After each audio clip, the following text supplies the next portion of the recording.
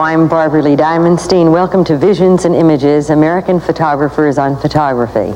Today we'll be talking to Joel Meyerowitz. Joel Meyerowitz has been photographing since the early 60s when he took to the streets. He is one of the photographers who has made the transition from seeing in terms of black and white to recreating a world defined by color. A leading figure in the new color movement of modern art photography, he is widely admired for his masterful handling of it and his exploration of the effects of light and shadow. A very warm welcome to you, Joel Meyerowitz. Thank you, Barbara. You were working as an art director at a small advertising agency when you decided to try photography. How did that decision come about? It came about like photographs themselves, instantaneously. I had been assigned to travel downtown with a photographer named Robert Frank and observe his shooting for an afternoon. And I was astonished by it. I thought to myself I had never seen anything like that before. And when I returned to the agency in the afternoon, I resigned. I felt that there was something else out there for me, rather than sitting in an office and making thumbnail sketches of products and advertisements. Did you know anything about taking photos? Photography was, on the one hand, a mystery to me, on the other hand, a commercial enterprise. I had seen the work of Richard Avedon and Irving Penn and Hero and Magnum Life photographers, but I had never seen any serious work. And I thought about Matthew Brady as one person. I didn't realize he was a dozen people working. And it didn't occur to me that serious photography existed. I just knew that I had to go out in the street with a camera and photograph. Well, how did you learn about the technical things?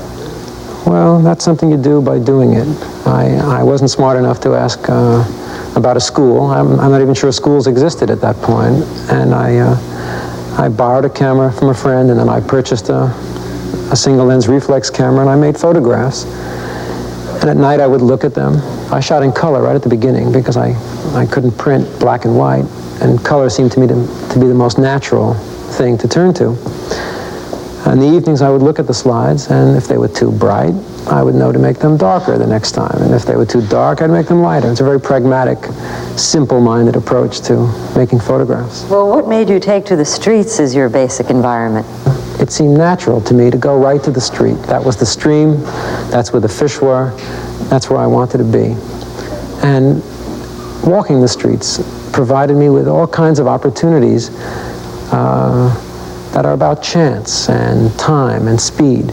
And I didn't see photography as something that I should manipulate in any way, that I should arrange like a portrait or a still life or anything studio-bound. I felt that it was about instantaneity. And memory, you've said, too. And memory. Well, you have to remember everything that you do so that you know to build on that the next time you work. When I photograph, I have a machine that chips away at time at 1,000th of a second or 250th of a second. And I learned to make gestures in that small sliver of time, somehow to thrust myself into a crowd or into a situation. And that's what I saw Robert Frank doing that first afternoon. I think that's what moved me more than anything else, was the fact that he was in motion while he was making still photographs. And it seemed to me to be some kind of irony there, that you could flow and dance and keep alive, and at the same time chip away at things and just cut them off. And I liked that. I liked the physicality of that. You've described your early influences while growing up in the Bronx as low class but fun. There must have been something very special about that environment that influenced you and your two younger brothers. Well, I think that the throbbing energy of the tenement and the street pervades your life. I mean, there's always a drama outside your door or your window. It's the neighbors down the hall enacting their Molly Goldberg or whatever family situation goes on, and right outside your window is the same thing. There are lovers in the street and quarrels and fights and car accidents and peddlers going by. It was a very full environment. I mean, there's a casualness about photography now. People just go like that, and there's a picture. It isn't so much based on framing or rules of composition, anything academic or classical. It's about what the content is. It almost doesn't matter if it's framed nicely. If the content is strong and you feel something from the photograph, you've got a photograph. Your earlier work is part of that modern tradition that is referred to as street photography. I wonder if you'd take a moment and explain to us what that means. Street photography. It means to me being out on the street, using your wits and your sense of place, your sense of yourself in that place, your willingness to deal with chaos and arbitrariness. Things come at you and you have to work with them. You have to be responsive and full of feeling, and you have to pay attention. It's a kind of reveling in the chaos of the street that I think is what underlies the idea of street photography. There are several central figures to that movement. To the works of which ones do you most respond? Well, I think that Garry Winogrand is the reigning Duke of street photography. He's got the most playful mentality. He's alive to the possibilities of the street. He's careless in the most wonderful way. And I think what's in his mind is in his photographs. Well, you have a particular reason for assigning that regal role to him. I guess it would be fair to say that he is one of your earlier mentors. Can you tell us about that? When I first went out on the street and I wandered around Fifth Avenue, I would bump into this curly-headed guy with a camera here and there. And occasionally we would see each other working, and we would join forces in some way. I would accompany him on his rounds, and he would come with me for whatever I was doing. And I began to see what his appetite was about. I think that's what I learned from Garry, that you could trust the street to provide, that there was lots out there, that life was a thrill. And he, being 10 years older than me and having had a lot of experience on the street and doing magazine work and the like, he sort of showed me that that's what was possible. I think that's my debt to Garry more than anything else. Do you do any studio work at all? And if not, why not? I'm not at home in the studio. I don't know what to make of no-seam. You know, it's more thrilling for me to be out in the street on location on the edge of the Grand Canyon or in Curacao or Paris. About 3 or 4 years ago, you were best known for your street photography, and then you abandoned your handheld 35mm camera. And as you just mentioned, you've changed to an old-fashioned, large-format stand camera that was used by 19th century landscape photographers. That is quite a departure. Was there any set of circumstances that forced you or caused you to take that kind of risk? Yes, there are qualities within the medium that force you to confront your own behavior. I mean, at every inch along the way, I think you do that. You judge your own work. You sort of see where you're going and where you're coming from. And certain questions are raised by that. And one of them, for me, was quality in the color print, in the image itself. I mean, photography is a thing of prints. You hold it in your hand, you get absorbed in it. It draws you in. You have to have this thing to hold. I still photograph with a small camera, almost daily, but I've learned to use 2 different instruments, to play 2 different kinds of music, to experience 2 different feelings about time. One is about duration and the other is about instantaneity. But let me go back for a moment. I had always been strongly in favor of color photography. I think it's a half step closer to the way we feel and see reality. But I had to work in black and white because you couldn't print color with a kind of ease and command that you could print black and white. And so it was more effective to do black and white photography. At a point in the 70s when color technology made one more turn in the revolution in photography, I understood that now was the moment to throw all the risk in that area. You know, technology has always changed photography. Why don't you describe the equipment that you use now and some of the things that prompted the shift? What particular issues arose? Well, it was a big step to cut off black and white work and commit myself to color. You're really changing the nature of your response. You know, it's a very different game out there. Black and white has more form in it. Somehow pictures look like there's a compressed formal structure running through them that events are tied to. In color, there's more of a languid flow from one thing to the other. And learning how to make that switch was a departure for me. The issue that I was most interested in was the description of things in a photograph. And I felt at some point that black and white 35 millimeter imagery degraded in some way. When you made a print larger than 11 by 14, it began to turn into grain and gristle in some strange way.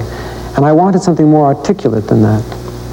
And color has that characteristic. It's very full. It has a long, elegant tonal range. And I'm not a salon printer or a salon photographer, but I'm interested in telling as clearly as I can what it is I see and feel. And color seems to do that.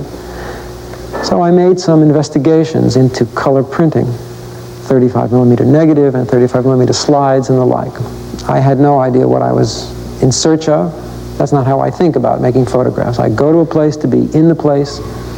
When I'm there, I try and make photographs about how I feel about being there. Somehow, that changed the nature of my game. How do you contrast your old style with your new style? Well, let's see. One is about physical activity and gesture and spontaneity and thrust and, you know, just like that. It's fast. You have no time, expanded time, to examine your feelings. With an 8x10 view camera, you have time. There is this idea of duration. Things sit there waiting for you. Today's audience for photography is art-oriented. As a result, they are often suspicious of work that is beautiful. Have you ever experienced the bias against pretty pictures? Yes, I've observed that some critics feel that if you take a picture of what looks like a pretty place or a beautiful place, that you've only done half a job.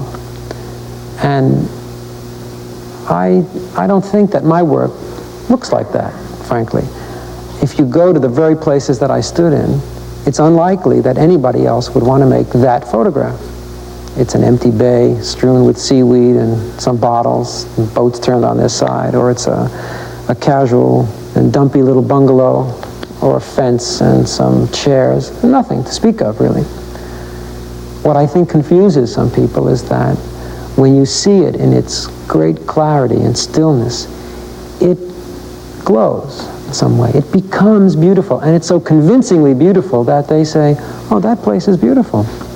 Not necessarily so. But color has always been the unwanted guest of photography, the thing that was best left to amateurs. And what I really wonder, if you would comment on, if color photography has finally shed that kind of status, actually inferior status, that was assigned to it by partisans of formalist black and white photography. I think it may be the other way around, and that the partisans have shed their prejudices, that there's been enough color imagery coming out now. There's a whole young generation of photographers that pick up color right away because now there's a choice. And what happens is people begin to see that you could make a color picture as interesting as a black and white picture. It doesn't have to be about that red coat over there or that, you know, blue object sitting on something else. It can be about your ideas, that it's as full of ideas and questions and imagery as black and white. And so on its terms, it's become convincing. You have several unusual ideas during the course of your career. More than a decade ago, you made an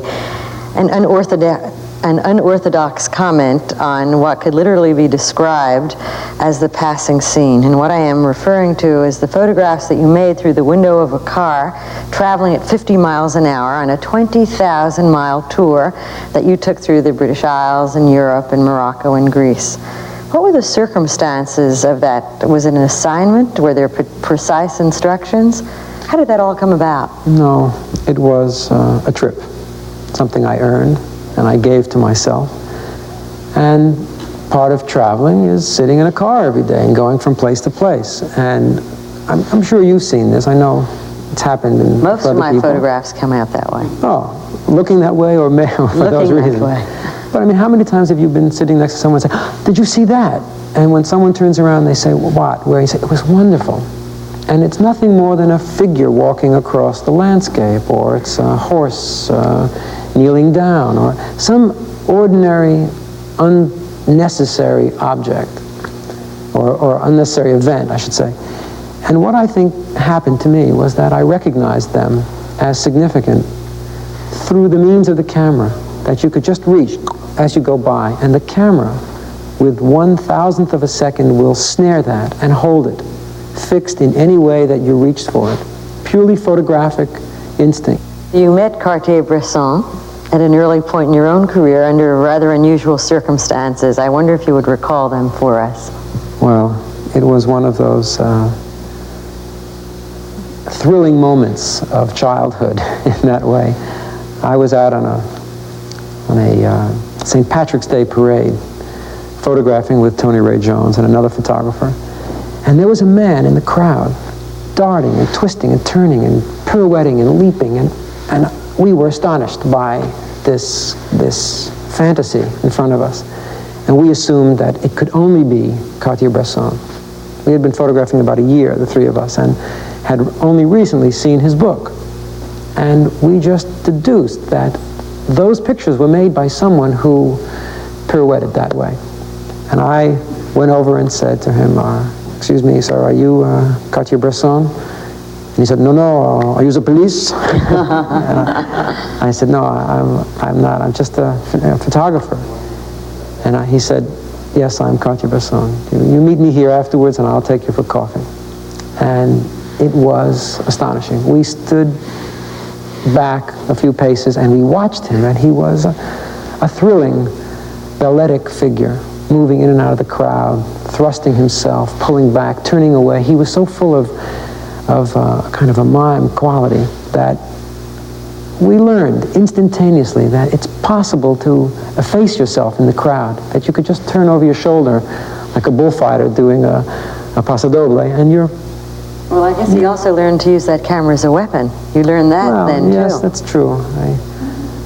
I saw him hurl it at somebody, a drunk, who came out of the crowd at Bresson, trying to reach for his camera, and Bresson threw it at him, and it was tied to his wrist, and it sort of snapped out and came back into his hand, and he turned and went away. Sounds like a yo-yo. It was very much like that. And he pulled it in, like a third baseman, and it was effortless, and the other fellow, stunned, threw himself, fell back into the crowd, and Bresson was gone.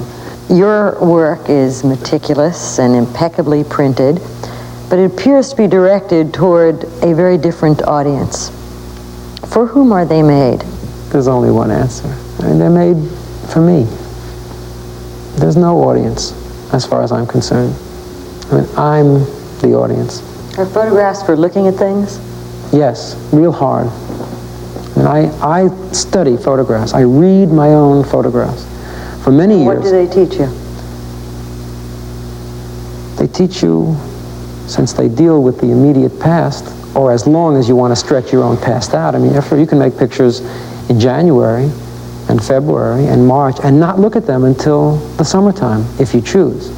They teach you about your own unraveling past, or the immediacy of yesterday. And they show you what you looked at. You know? Because I assume that if you take a photograph, you've been responsive to something, and that you looked hard at it. Hard for 1,000th of a second, hard for 10 minutes, but hard nonetheless. And it's that quality of that bite that teaches you how up you were for that thing and where you stand relative to it. Since 1965, one of the most photographed objects in this country is Eero Saarinen's 630-foot arch in St. Louis. It's dominated that city, and for several months of your life, it dominated you. In the fall of 1977, you used that arch as your subject, in spite of the fact it had been photographed so often. Can you tell us how and by whom that commission came about, and why that subject matter and why that place?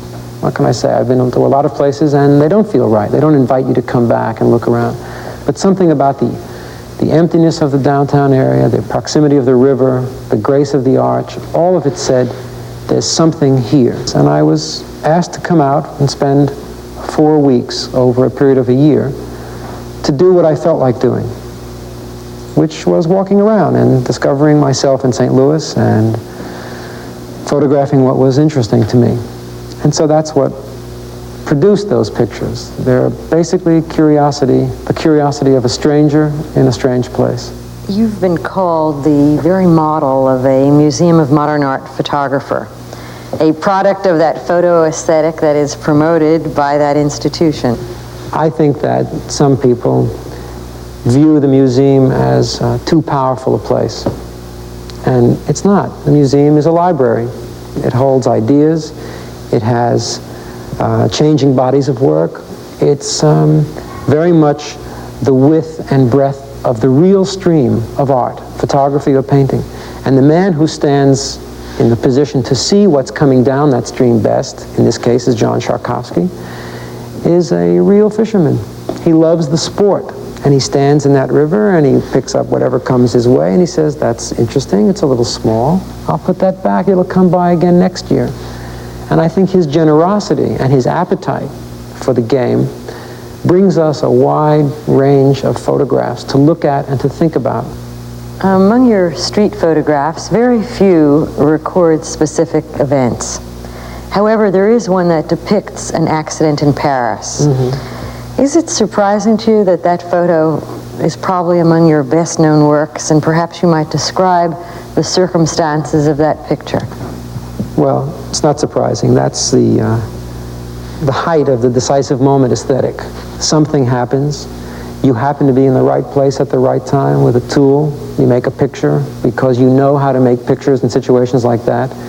As soon as quite often when I've shown that photograph, people have screamed at me, why didn't you run over and help that man instead of taking a picture? And I usually answer, well, I don't speak French that well. I could assist that man, and all those other people were standing around. Why didn't they help him? You, in a way, you're an opportunist. You know, you make pictures out of what's handed to you. And you once said, I can't photograph something I don't like. It's an enormous luxury. Is that accurate? Have you ever had to do that? No, I haven't had to do anything like that. What I mean by that, you know, in a more elaborated way, is that I can't go and photograph Bedford-Stuyvesant for pleasure. When I go to a place like Bed-Stuy, I feel the need of the place, and I can't make aesthetic works out of someone else's depredation. You've been in the thick of it and on the streets all of your life. In fact, you're especially partial, I suspect, to street photographers. You're currently working on an historical survey of American street photography. What will that be about, and to what era do you date its origins? I joined forces with a man named Colin Westerbeck Jr., who writes on photography, and we began giving ourselves the pleasure of afternoons in archives and museums looking at photographs. No axe to grind, just to look and see what was there. And so what have you found? We found a very rich history of people who were crazy in the street, who had the right kind of temperament for street photographers. People who were willing to risk it all with the snap of a shutter. Your work frequently records the interplay of natural and artificial light at twilight. At what time of day do you work at your best? Well, I think because I have two different materials that I work with, I have two preferred hours. I love the sunny side of the street in the middle of the day. You can find me on Fifth Avenue any day, any glorious day. With the view camera, there's a tendency, because of the camera's qualities, to work later. The camera has, the film I should say, has a long way of looking into the twilight. Very tough. It records everything. It draws out of that time all the information and makes it very palpable in some way. Do you plan to explore further your work in the American landscape, and do you plan to continue in that direction and explore either the mountainous regions or the deserts? I love making photographs wherever I go, so I'm sure I'll be in the Southwest sometime, and I'll make photographs there. But I can't say that there's a 40th parallel idea that I have, that I want to traverse the country and cover every inch of it along that line. I just take it as it comes. I did learn something about working in the West when I spent time in St. Louis, and that's that the subtle character of the light is enough to change things for you. Things feel differently out there. There's the dust in the air as opposed to the clarity in the air in New York City. Or so maybe it's about being on the coast and being inland. You describe that when you look through this vintage camera, the images are all there, but they're upside down. How do you make that adjustment?